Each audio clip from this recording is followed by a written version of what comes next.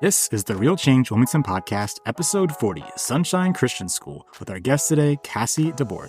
My passion has always been education ever since I was a little girl with the chalkboard in my room with my teddy bears, teaching them. I was that little girl who did that. My stuffed animals were very smart, let me just tell you. They knew their alphabet. I want every kid to be able to have that chance to have an education and be able to go into kindergarten or first grade and not starting off behind. And that's my biggest thing.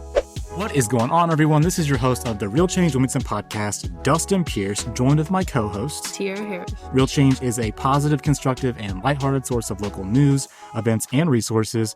And on our podcast, we interview leaders of local organizations to help squash rumors and encourage a greater sense of pride in our community. Before we get started with our interview with Cassie today, we just do a quick update on Tiara and Dustin. So, Tiara, how are you doing today? I'm doing good. I recently procured extra plants. Procured. Like, I recently gained. Just say different. Just say a real word. That is a real You word. recently bought some plants? Yeah. Why gotta say procured? That's Procured. because right. Okay. I'm speaking how I write. This feels like ChatGPT is talking for you. Beep, bop, boop, bop. Yeah. Where did you procure these plants at? The first time I went to Lowe's and I bought way too many because they're pretty expensive at Lowe's. But I was like, oh, that's pretty. And then I kept going through the different aisles. I was like, that one's pretty too. And then when we went to the farmer's market on Saturday, I got a reminder on my phone saying, hey, the Clinton County Historical Center, I believe I'm saying that correctly. If I'm not, I'm sorry, has a plant sale. And I was like, well, I have to do that. So I went there, I bought an entire pallet of plants, had to go back to Dollar Tree to get more pots and decorations because I'm extra. And then I had to go back to Lowe's to get more fertilizer. Where'd you put all these plants at? In front of our yard. But since they're in a pot, it doesn't really mess with anything. I can't plant them because, I don't own the land. But That's a lot. I like frogs. So there's a bunch of frogs inside of the pots. Frogs and flowers. Yes, I also have a little snail named Teddy now. Wow. Yeah. This is the most that you share on this podcast ever. So Yeah, sorry. My bad. You're bad? No, now we know all about you, basically. Yes, that was the whole about me. Okay, Dustin, how have you been doing? Good. I actually did buy that bike from Wheelers on Mulberry. So I have an e-bike now. Yes. So no more pedaling for me ever. Yeah. It's been fun. I didn't realize, I like to have like some tension when I pedal, like to feel like you're like getting the gears. But with the e-bike, all you gotta do is pretend to pedal. So it's amazing. I took a drive down past the dump, whatever trail that is. I think it's Elizabeth Looney. Really beautiful back there. Got my short shorts, got my seltzer, took a ride. Wheelers on Mulberry's open. They have a great selection of bikes that are affordable. And we have some great trails in Wilmington. So 2 and 2 together, go purchase a bike. Yeah, get yourself some short shorts, a seltzer, and an e-bike. Yeah. It's summertime. Be like Dustin. Exactly. So getting back into the interview with Cassie, what did you enjoy most from our talk with her? I loved hearing how enthusiastic she was about her job. Not a lot of people can say that they want to go to work in the morning. I hope you can. Yeah, of course I can, Dustin. Her and I can both say Exactly. What was your favorite thing? Well, this is like a random thing. We talked about how we interviewed the Latest Street Foundation a few weeks ago and how reading at a young age is so important to prepare you for school. And another benefit of reading at a young age is it helps you sit still. That's true. So she touched on that. I was like, that's a really good point. Like reading with your child helps them learn how to behave. Yes. And I was just with my nephews over the weekend at a restaurant and they did not sit still very well. So it's a common thing with kids nowadays. I think reading would help, And then also her words of wisdom at the end were really good. I think she's a really passionate person, very excited, likes to do a lot of stuff, but learning to just, focus on a few things to have peace in other areas of her life. I liked hearing that from her as well. So without further ado, let's jump into the podcast with Cassie and hear what she's got to say. Cassie, thank you so much for being on our podcast. How are you doing today? I'm doing great. How are you? Good. Thanks for having me. Yeah, absolutely. I like your shirt, by the way. Thank you. Repping the brand Sonshine. Of course, always. So we like to start these things off before we get into just the nuts and bolts of the organization, just to learn more about you.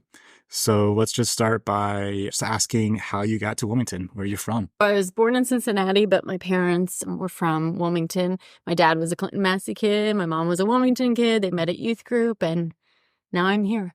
I went away to college to Florida, and I came back. My cousin invited me to live with her after college, and so I moved in with her. She introduced me to my husband, and we've kind of been here and everywhere since. We left for a while.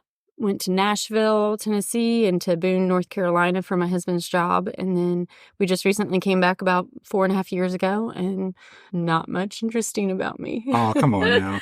I thought we talked before, you said that you traveled a lot growing up. So Yes. you're from here, but you're like an Army brat, right? Yeah, I'm an Army brat. I've been to many, many schools. I can't even count that high. But I started kindergarten here and left in the middle of kindergarten and then came back in the middle of my junior year. And so I actually graduated from Ridgeville Christian School in Springboro, Ohio, and then I went away to college. So I've been here and there and everywhere. I've lived, oh goodness, Ohio, New Jersey, Maryland, Alabama, Florida. I've been to a lot of places, gotten to see a lot of cool places. So Yikes. It's a lot. it is a lot, but it's fun. What does your family look like? You have a husband and a couple kids, right? Yes, I have a husband. We've been married 21 years, and we have 3 kids. We have a 16-year-old boy, 18-year-old boy, and a 21-year-old daughter. And we have a 2-year-old granddaughter who is the best thing ever. Tell us a little bit about hobbies that you have outside of work. Outside work, photography has always been a big thing of mine. I used to have a studio downtown Wilmington. Kind of took the joy out of photography, making it a job and making it like a 9-to-5 job type thing. And my kids are in sports, and so I'm always doing that. Other than that, I love to play sports. I love to watch my kids do sports. My kids are my life. What was your photography business called when you had it? Inspired by Cassie. So, Ooh. yeah, kind of cheesy, back in early 2000s. Did you have a logo? Yes, it was just a cheesy little inspired. Wow. Right on. So what was a defining moment of your life that made you who you are or just shaped your personality and values? I think my values were shaped by youth group. I grew up in church. I'm pretty sure I was in the church more than our pastor was in the church. My youth group is what molded me and my friends and my youth pastor. But my defining moment and made me really who I am as far as my personality is being an Army brat. We moved around a lot. So I had to learn not to be shy. And if anyone knows me, I'm not shy. Because if I was to be shy, I would never have any friends, and that wouldn't be fun. So I'm outgoing because of being an Army brat and having to move a lot and all that. I was that kid in school that there's a meme going around that says, it doesn't matter who you sit me next to, I'm going to talk to them. That was me. I talk to whoever is around me because I'm not quiet. And anybody who knows me knows that I'm not quiet. Do you shy shame people? Like, you should talk more. No, Like, not at all. Because my kids are, 2 of my kids are actually shy. My boys are shy, but my daughter is just like me. She's outgoing. So no, not at all. I think everybody is their own person. And if you're shy, there's a reason for it. So you try to help bring best out of people, Oh, yeah. not just like, Yes. And it's okay to be shy. I get it. I have a lot of students that are shy, especially when they start coming in and then when they don't know you and then they get comfortable and then you realize that, they're not shy at all. Tara has some experience with that with your group. Yes, I do. Okay, let's get into organization now. When did you join Sonshine? So my daughter went to Sonshine in 2005 when she started the Threes program. And so she was there for a couple of years. And then my son came along and he started going in. When he started going there, I was a teacher's aide because back then childcare and preschool and all that was really expensive for a young family. And so I found out, I love kids and I love teaching, but I found out it would be free to get my kids in there. So I was like, hey, this is perfect. I love the school and I love to teach. So let's go there and work. I was aide for a couple of years and that's where I got to meet Debbie Washburn, the old administrator, and got to be her aide and really learned how much more I loved preschool than I really thought I did. And so she pushed me to finish off college because I hadn't finished yet because I had a daughter and college slowed down and just was put on the back burner. But she really pushed me to finish college and she put that goal in me and that drive to finish so that I could do something. And it was always my goal to open up a Christian preschool. I'm now living my dream. I think when we talked last time, you said you have a background in teaching, right? Yes, I do. I taught middle school English and reading for 6 years. So was that before or after you finished your degree? It was in between. So, I worked at Sonshine and then we moved to Nashville and I finished my degree and then taught through Nashville and through Boone. And that's when I was in middle school teaching. And then when I came back, I decided I didn't want to be in the classroom anymore. My joy for teaching kind of diminished. Public school killed me. It was the year of COVID, right before COVID happened. And we decided to homeschool my boys when we moved back because we weren't sure where we were going to live. And I didn't want to stick my boys in a school. The beginning of the school year had already started. And so I didn't want to stick them in a school not knowing if they were going to finish off there or where we were going to live and all of that. We decided to homeschool my boys, and I would stop teaching. And then they got to the point where they're taking all college classes in high school. So I was able to go back into the workforce. I got to teach for a while and got to homeschool my boys, and now I get to be back with the little ones, which are so much more fun. So you didn't have kids in Sonshine when you re-entered? No, not at all. I mean, my kids are way older. Yeah, I mean, I've only been back now 2 school years ago because we were done for the year. Came back at co-taught kindergarten while they were training me to be the administrator for this previous school year. What's your vision now as you are the director? My vision's actually changed. When I first interviewed for the job, I went in going, okay, I want this to be a preschool through 12th grade. I want to grow this. We needed another Christian school in town. But, after seeing Wilmington Christian and it growing and then doing great things, I don't want to compete. We're not trying to compete for kids and all that. We're just trying to make sure there is a place for kids who want a Christian education for them to come. My goal is to really just grow the preschool and grow our kindergarten. We do half-day kindergarten, which the Christian school does not do. We're trying to get families in there that want that Christian education, but without us having to compete with anyone, because that's not what we're here for. We're not trying to compete. We're not trying to hurt other schools or anything like that. But my goal is to just grow the preschool and grow it to where there is a place for everyone, that there's not a waiting list for you to get in, because we have enough teachers, we have enough classrooms. When we have a kid going into the first grade, that principal looks at that record and says, oh, they went to Sonshine Preschool and Kindergarten. Wow, we know they're going to be awesome. We know they know their stuff. They're going to come in knowing their alphabet, their numbers, and everything. And it's not going to be a question of, oh, are they going to be able to handle school or not? Mm-hmm. So bringing your background as a teacher into this and helping the education piece of the school. I mean, yeah, my education background, my bachelor's is in early childhood ed. So I was able to teach age 3 to grade 3. But then I went back and got my master's in education. So I can actually teach age 3 all the way to grade 12. My passion has always been education ever since I was a little girl with the chalkboard in my room with my teddy bears teaching them. I was that little girl who did that. My stuffed animals were very smart. Let me just tell you, they knew their alphabet. I want every kid to be able to have that chance to have an education and be able to go into kindergarten or first grade and not starting off behind. And that's my biggest thing. Could you give us a brief history of the organization?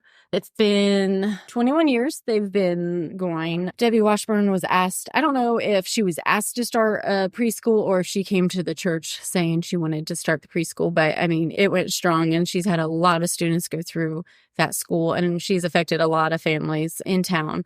A lot of people remember her and remember the teachers that have been there. When I took over, they all retired.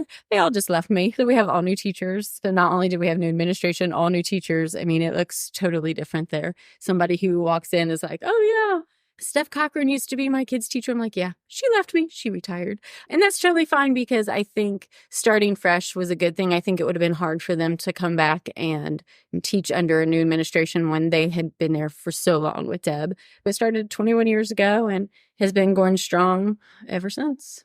I think you said last time we talked, part of the misconception is that it's part of the church. Yeah. So we are a ministry of the church, but we do not teach specific doctrine. But some of the people who have signed their kids up, they come and want to talk about, what are you teaching the kids during chapel? They want to know specifics, and we're teaching about God's love and that he died for you and he cares for you. We are not sitting there specifically saying, okay, well, this verse says this, and this is what we're going to teach them. We're not trying to do that. We're trying to make sure that it doesn't matter. As long as you're Christian, then you're going to understand and believe what we're teaching the kids. We're trying to make sure that anyone from any denomination can come to the school and be fine with it. The main thing is God loves them, and they need to know that. Just the main, the little Bible stories that you learn in Sunday school, Noah's Ark, all of that kind of stuff. We get to teach them all that fun stuff. What are some other options that are similar to Sonshine Christian School in town? The Presbyterian Church, they have Timber Faith, which I hear is also a good choice for preschool. They're doing the same thing we are doing as far as loving on the children, making sure that they have a Christian place to come for their education. I do not know what their curriculum looks like or anything like that. I know we have gotten some kids come from Timber Faith, and some of our kids have gone to them, I'm sure. So we're not trying to compete for these kids. We just want to make sure there's a spot for everybody. For kindergarten, we have the Christian school, Wilmington Christian Academy. They do kindergarten. They do full day kindergarten. We do half days. There's a Wilmington Cooperative downtown somewhere. I know nothing about it, but I hear good things. And other than that, we also have the Wilmington Public Schools where they have preschool. also half day in the morning or afternoon. And we actually have a couple kids who go both to theirs and then they come to us and the other way around. So we have, I think, 2 kids right now that currently do both. So do you think that you'll see an uptick in students next school year because of the East End building closing and students going to homes? I don't know if it'll affect us at all because I know they're just switching them straight over to the other school. I have seen a post saying they're hiring because they want to open another class. So I don't know if that's going to help us or hurt us, that we could be losing more preschoolers. I personally know a couple of the girls there that teach and they're awesome. So I don't think it's going to hurt us at all or help us in any way. I do know that Clinton Massey closing open enrollment has helped us a little because for one reason or another, people are not wanting to send their child to the Wilmington City schools. I mean, they put them in Clinton Massey for a reason. Well, now they're not able to stay there. So now we are getting the kiddos from there. Sure. So I have some bullet point stat questions for you. Oh my. I'll try to answer. Just some quick ones. So how many teachers do you have currently? It's a hard question because I'm in the middle of hiring some more. So let's see. We have 2 pre-K classes. We have 2 threes classes. We have a kindergarten class. So we now have 5 classes that each have a teacher and an aide. And what are you trying to get to for next year? Well, that is currently for this next coming year. So because we opened a new pre-K class and a new threes because they got full. And I have kids on the wait list and I didn't want kids waiting. So 10 employees if you don't include yourself. Yes. Good math. So you also talked about needing to hire teachers this Yes. summer to get those in line. Get those right? numbers. Yeah, I actually still need 1 teacher for pre-K. And if I don't get that teacher, it's fine because I'll just end up in the classroom. And that's totally fine because I love teaching. And I think it'll be really sad if I'm not in the classroom. But I really need 1 more teacher and 1 more aide. What are your requirements for both positions? For preschool, they just have to have graduated high school, passed background check, all that kind of fun stuff. But you don't have to have a college degree for the preschool part of it. For the teacher's position, do you have to have early childhood education as your background? You do not have to, but I mean, it's always preferred. Kindergarten, you do have to have licensing, but we have our teacher and hopefully she sticks around for a while. So who makes the best kind of teacher? Someone who is okay with knowing that even when you leave the school, your brain is not turning off. You're constantly thinking of things to do the next day in class. Someone who is ready to, even on your bad days, put a smile on and love on those kids, no matter what. Honestly, just people who love kids and want to see them excel in learning. We've had, I know in the past, like retired teachers and stuff like that. And that's awesome. I mean, I know if I was retired, I don't think I could ever retire because I love it too much. And I think I would miss it too much. Even when I stepped away from public school, teaching middle school, I missed it a lot, which is why I homeschooled my boys. And now I'm back. But I think a retired teacher would want to, if they have the time, especially because our 3-year-olds only meet 2.5 hours, 3 days a week. So it's a part-time job for somebody who has left a full-time teaching job in my day in that mode of teaching. And they get free tuition too, right? Yes, free tuition for your children. Nice. Yes, it's always nice. So Tia and I toured Community Action a few weeks ago, or maybe last week. And we were walking through with the executive director, Jane Newkirk, who was stepping over kids and stuff because they were sleeping. We walked in this one classroom, and these little kids came up to Jane and like, Jane, can we have a hug? Like, we love you, Jane. They were so sweet. And I was like, that's the best job ever. Like, Yeah, some it kids like I adoring told you. one of them, I was like, I like your shirt. And then they all came up to me, do you like my shirt? Of course I love your shirt. You can't just Yeah, I compliment know. one kid. I was like, Yeah. I love your And shirt. so all of a and your sudden, it's like you have to make sure you notice something on every kid that is unique that you really like that day. Yeah, and somebody had emailed me about the job, and we talked for a while. And actually, I'm interviewing her tomorrow. She's already got the job. She's awesome. She used to teach, and then she decided to stay home with her kids. But I was talking with her, and she's like, "So what's the pay and what's the benefits?" I'm like, "Well, pay is horrible. It's a small Christian school, but the benefits are you get kids love and affection every day, and their hugs. That's the benefits of it." She's like, "Yeah, I agree." That's awesome. So I have more quick questions. So what's the cost of tuition? The 3-year-olds is $150 a month, and they meet Tuesday, Wednesday, Thursday for 2.5 hours. And then the pre-K class is Monday, Tuesday, Wednesday, Thursday for $200 a month, and they meet for 3 hours. And then the kindergarten is Monday through Friday for $300 a month, and they also meet for 3 hours. Do you partner with a daycare facility also? Because a lot of parents work. We do not. I know that hinders some people because we also do not have a child care. We do have some families that actually help watch each other's kids, all of that. But currently do not have a daycare or anything like that. And it's hard sometimes, some people want to send their kids. Like all day. But then, we don't do. I'm just curious. It's a whole nother licensing. How many students do you have currently? So the school year that just finished the other day, we had 41, and we have spots for 72 kids next year, and currently enrolled are 54 kids. So we're getting up there. We have more than we had last school year, and we're trying to get more in there. And a lot of our 3-year-olds, our threes class will fill up this summer, especially as the summer goes, because a lot of kids are waiting to make sure their kid is potty trained, because you have to be potty trained to come to school. And so that, I know with 3-year-olds, that's a hard thing. And if they're not potty trained, you don't want to register your kid not knowing are they going to be ready or not. So threes fills up usually towards the end of the summer. What do you attribute to the growth? I just think the need for preschool. I don't think it's anything our school is doing or anything like that. I think it's the fact that parents are starting to realize that when they get to kindergarten and get to first grade, they're supposed to know all these things. It's not like it was when I was in kindergarten. You had to learn to tie your shoes by the end of kindergarten. That's all you needed to know. Well, now you're expected to learn how to read and write and everything by the time you're done with kindergarten. And they really do need that little step up to get them through. Yeah. You recently interviewed the Clinton County Literacy Foundation. Mm-hmm. Yes. And they were just discussing how important it is for reading with young kids and how that prepares them for school. It helps their vocabulary, everything. Yeah, it teaches them how to sit still, which is super important when it gets to school time. Just reading with them. And if you're reading to your children, ask them questions. What did you hear? What happened next? What happened first? All those kinds of things. Helps Comprehension's really important. Yeah, it's comprehension. It helps their brain go, and it just helps them in the long run, because school gets harder as they get older, and to have that strong base is important. So you're increasing students a lot next year. Yes. How are you doing that in like a fixed building of classrooms? We have the ability to use 5 classrooms in our wing, because we use one of the wings of the church. But 2 of them, one has been a classroom that used to be a computer room that turned into our huge closet, which I'm going to be very sad to see go, but it's going to be awesome to be a classroom. So 2 of our rooms that are not currently being used, we're switching over this summer into classrooms. So it will be really neat, but it will be very loud in the school. I'm very excited to hear all the laughing and giggling, because we can have up to 72 in that building at the same time, and it's going to be great. I love it. Can you imagine 24 3-year-olds? Yeah. It's going to be awesome. That ends the lightning round Okay. questions. So what are some of the greatest challenges your organization has faced, and how have you overcome them? Honestly, finding the teachers, because like I said before, we're a small Christian school. You're not going to get paid what the public school. I know there are teachers that have been teaching their almost near retirement, making close to $100,000. And I'm like, yeah, we're nowhere near that. But you have to do it because you love it. And teachers never will ever make enough money, and will never make what they're worth, no matter what you do.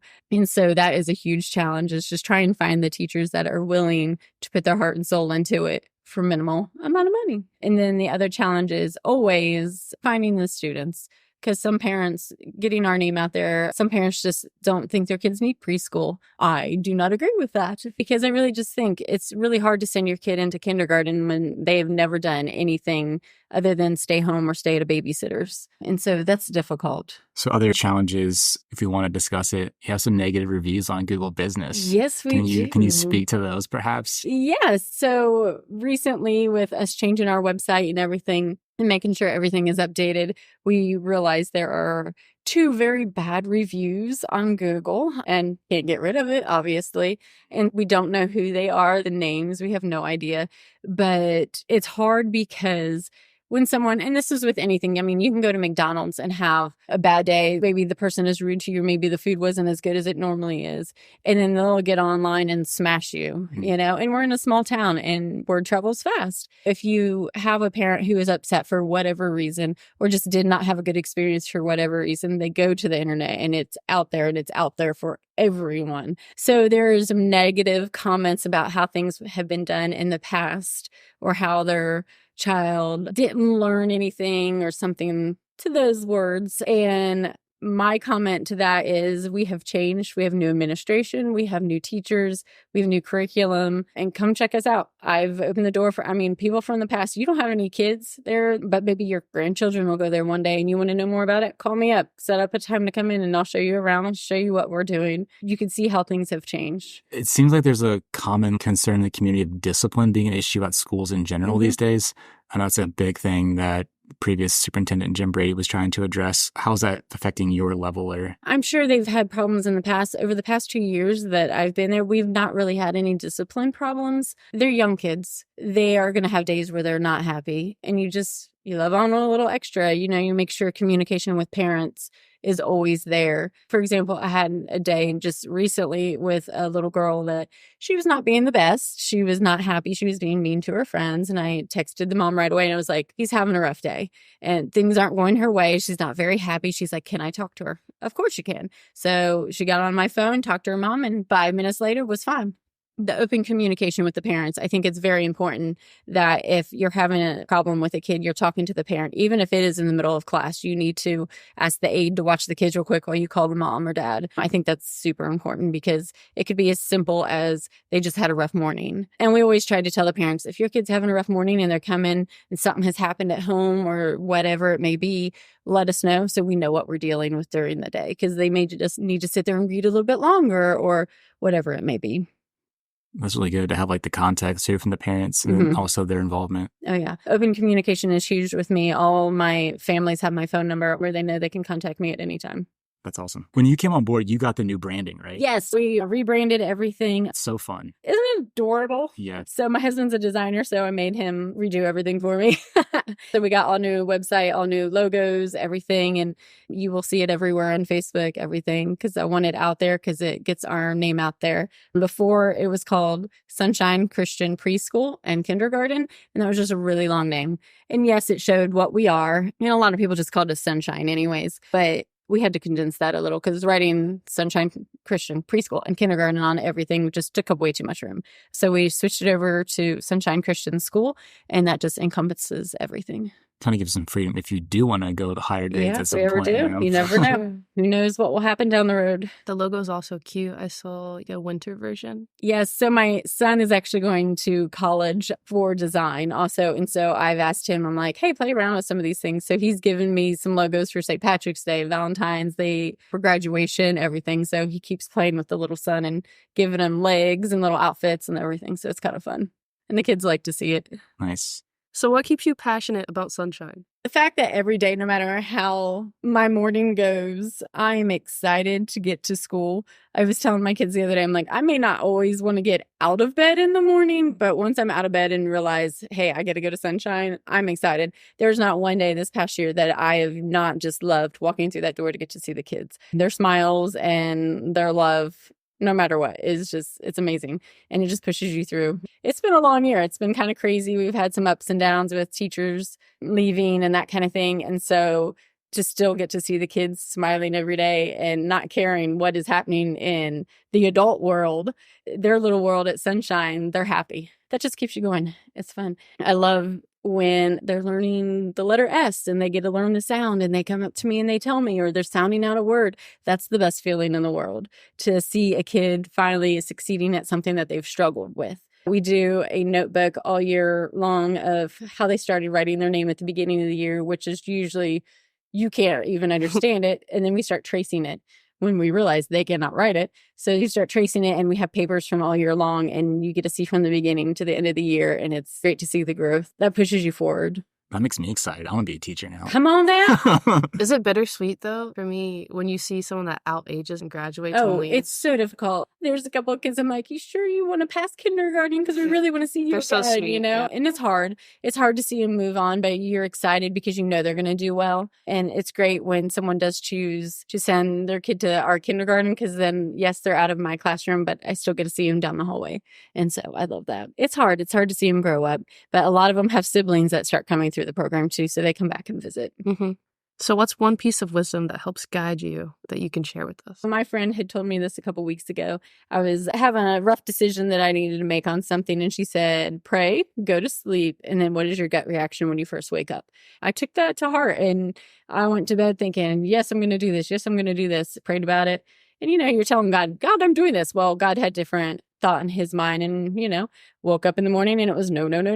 When you get to pray about it and then sleep on it, that's huge to me. And I think that was a lot of wisdom from one of my friends. I'm kind of that way too. Like I have always ideas and like wake up the next day and you're like, what was I thinking? Uh-huh. You got to sleep on it. Oh, yeah. You always pray have to about sleep on it, pray on it, sleep on it, because If you take your gut reaction and your first instinct, sometimes it's not always the best. Cheryl Brockmeyer is our children's pastor at the church, and she's also on our board for Sonshine. And she is the one I will go to and use as a soundboard. She just listens, and sometimes she has comments, and sometimes she probably knows it in her head that it's a stupid idea, but she doesn't say it yet. And the next day I'll come to her and I'm like, that was a dumb idea. And she goes, I thought so too, but I didn't say it yet. I think it'd be good to just remember that you need a sense of peace in your life and rest. Having to force yourself through that process, you're like, oh, like if I do this extra thing, I'll forfeit that peace. Or that exactly. And the thing that I needed prayer about was I was offered to apply for another position, still keep my position at Sonshine and everything, but it was at a different school for something that I could have done part-time. And I knew doing that, yes, my passion is there, but it meant taking more time away from my family. Right now, that's more important than doing another job that I don't need right now. What does real change look like for you? We had done a field trip back in the fall at Waynesville Fall Fest. And after that, I realized I need to find out, what do I need to change? What do I need to keep? Because I'm new to this. After every activity, we'd stop and reflect and find out what needs to be changed, what needs to stay the same. That's what I think of when you say real change, is listening to the feedback and changing it. Make it real. Don't just make it something you're asking and file it away. Make it happen. Yeah.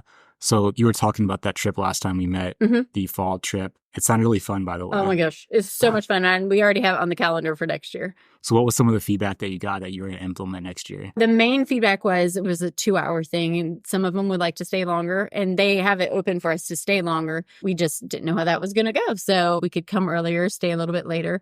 We had everyone pack their own little picnic lunch. Our main thing was some of the people wanted to purchase drinks or snacks, and they didn't have that available. I don't know if they'll have that available next year, but I will make it known to the parents of there is nothing that you can buy there, so make sure you pack enough. So that was the main thing. Other than that, everyone seemed to really love how we just did the stations around it and just all the fun that they got to have. But it sounded like the organization of the Waynesville Fest wanted your feedback as well, because it was their first time doing these kind of trips. Some of our parents had talked about what they had done that weekend with the kids, and they're like, yeah, we went to Waynesville Fall Fest. And I was like, what is that? What is that all about? And so they would tell me. So I contacted them and said, do you guys do field trips? And they were like, no, we don't, not yet.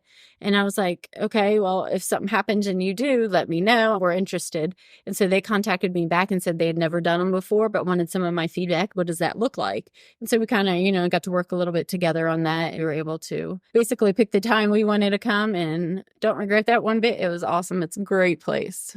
You said that they have attractions from SeaWorld, Ohio. Yeah, so they're huge playground. Okay. I don't know if you can see it from the road. You can see something from There's a lot of stuff you can see. It's really neat. And for a long time, we would drive by like, what is that? You need to stop and you need to go because it's awesome. And they're only open for like a month or two in the fall, which is so sad because they need to open year round and have some winter Christmas stuff. That'd be awesome. Sure. They have this huge playground that they had taken from SeaWorld, I think SeaWorld, Ohio, when it shut down. And they had went and got it and then brought it back and put it all together.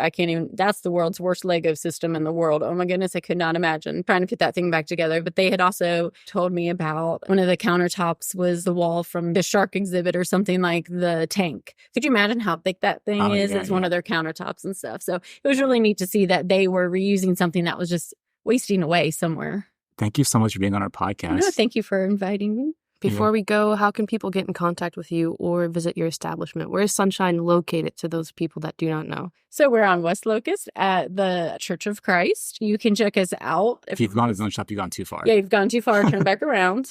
Get a donut and then come back. Donut, stop at Sam's Meat, all those yummy places, and then turn back around. You can also check us out online at sunshinechristianschool.com. We're also on Facebook. You can give us a call. You can stop by anytime. I'm in the office in and out all summer long. Check us out. Contact us. I would love to show people around and talk to them about getting their kids in school there. All right. Yeah. Thank you so much. Thank you, guys. Well, that's it for our podcast today, folks. I hope you enjoyed hearing our interview with Cassie DeBoard at Sonshine Christian School. If you have more questions or ideas for her, feel free to reach out directly. If she is willing to talk to us two dorks, she will talk to anyone. And after all, we are a community of empowered individuals.